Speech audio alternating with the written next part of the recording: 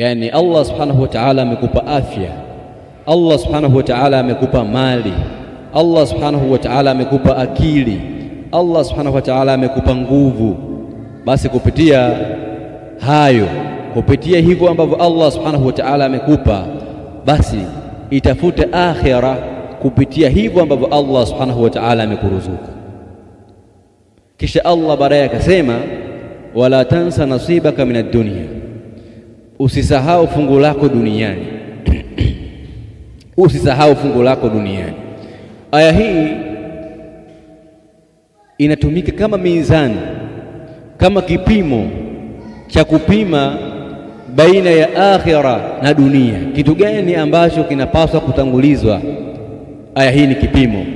Tazama Allah subhanahu wa ta'ala, jambo la mwanzo kabisa ambalo amelitanguliza, amesema wabtaghi fima ataka Allahu ad-dara al-akhirah.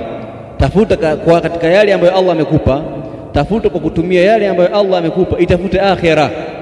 Lakini katika harakati zako za kuitafuta akhira, usisahau fungu lako duniani. Lakini sisi imekuwa sasa kana kwamba sasa tumeambiwa tuitafute katika yale ambayo Allah ametupatia, tuitafute dunia na tusisahau fungu letu akhira. Yani tumegeuza, tumefanya kinyume chake. Tunatumia muda wetu, tunatumia akili zetu, nguvu zetu na mali zetu katika dunia, alafu sasa tusisahau akhira kidogo, basi kile 200 toa kwa ajili ya Allah subhanahu wa ta'ala. Lakini lau kama tungalijua namna ambavyo Allah subhanahu wa ta'ala ametutaka sisi tuwe, basi tungetumia umri wetu, tungetumia nguvu zetu, tungetumia mali zetu katika kuitafuta akhira. Kwa hiyo sisi tumekuwa na tasahul, tumekuwa na uzembe wa kiwango cha juu sana, kuanzia sisi wenyewe lakini pia mpaka familia zetu. Leo mzazi yuko tayari kutoa ada kwa mwaka shilingi milioni 3 kumlipia mwanawe anasoma kitu ambacho pengine yeye hatopata mukabili wowote, hatopata matokeo yote yeye mwenyewe kama mzazi. Kwa sababu tunanukuu wazazi wengi ambao wanasema, bwana, mimi nilikuwa nimesimama sili vizuri, nakata mkaa, napambana nikimsomesha mwanangu, lakini leo mwanangu amepata ajira, mwanangu leo anaendekeza wanawake, mwanangu leo ana 1 2 3, mwanangu leo mimi anawasikiliza wake zake, sio mimi. Wazazi kibao ambao wanatoa mashtaka kama haya. Bali yupo mtu alikuwa na mama yake safari moja ndani ya treni ya SGR. Yani jambo la kwanza katika safari yao, kila mmoja anatembea kivyake. Yani mtoto amevaa kishua, amevaa anapojua yeye, amesomeshwa na mzazi wake, lakini mama amevaa stara. Lakini kutokana na kwamba mama amevaa stara, mtoto anaona mama yupo kizamani, ameamua kumwacha mama yake, akaamua kutembea kivyake na mama kivyake. Na baadaye katika treni mtoto ameamua kukata Royal Classic, amekata behewa la gharama, alafu mama yake amemkatia behewa la economy, yani behewa la kawaida kabisa, kwamba asichanganyikane na mama yake. Bali hata pale sehemu ambayo wamekaa kwa ajili ya kusubiri treni, mtoto amekaa mbali kabisa na mama yake, aliyekuwa mama yake hajui aanzie wapi amalizie wapi.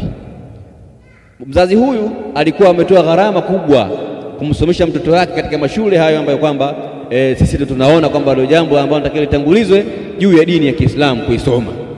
Basi mwisho wa siku sasa ikabidi yule mama asaidiwe na mtu mwingine, asaidiwe na mtu ambaye pengine hata hawajuani aslan, akasaidiwa na baadaye akafanikiwa kusafiri. Anaulizwa, yule ni nani yako? Yule ni mwanangu. Kwa sababu tayari kwamba sisi tumetanguliza kitu ambacho haikutakiwa sisi tukitangulize.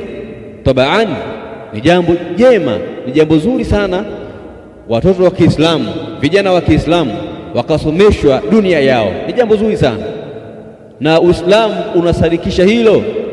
Kwa sababu hata Qur'an ilipokuja kuelezea ilmu, kaja kuelezea ilmu umuman kwa ujumla, lakini baadaye ikaja kutangulizwa elimu fulani ambayo ni ya kisheria. Inapendeza mzazi kumsomesha kijana wake elimu ambayo kwamba itakuja kusaidia watu.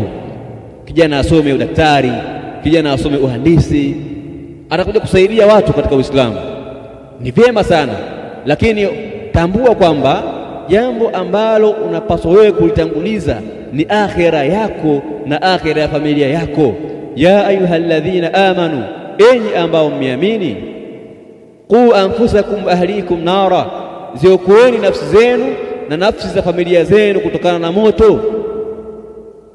Kwa jambo la kwanza ambalo sisi tunataka tulitangulize kipaumbele ni akhira kwanza, alafu mambo mengine yafuate. Mpeleke kijana wako asome dini ya Allah subhanahu wa ta'ala, kisha mpeleke akasome mambo mengine. Weka nguvu katika dini ya Allah subhanahu wa ta'ala, halafu mambo mengine yafuate. Kwa sababu gani? Kwa sababu kama mtu atakosa elimu ya dini, basi maisha atakayoyaishi ni maisha ambayo hayatarajii kabisa kuyaishi. Kwa hiyo wabtaghi fima ataka Allahu ad-dar al-akhirah, tafuta katika kile ambacho Allah amekupa afya, amekupa akili, amekupa mali, basi tafuta akhira kupitia hivyo. Halafu baadaye usisahau fungu lako duniani. Yaani kwamba usije ukashughulika na akhira sana, mwisho wa siku ukasahau dunia yako, ukaishi maisha ya dhiki, kwa maana dunia ni jambo la pili.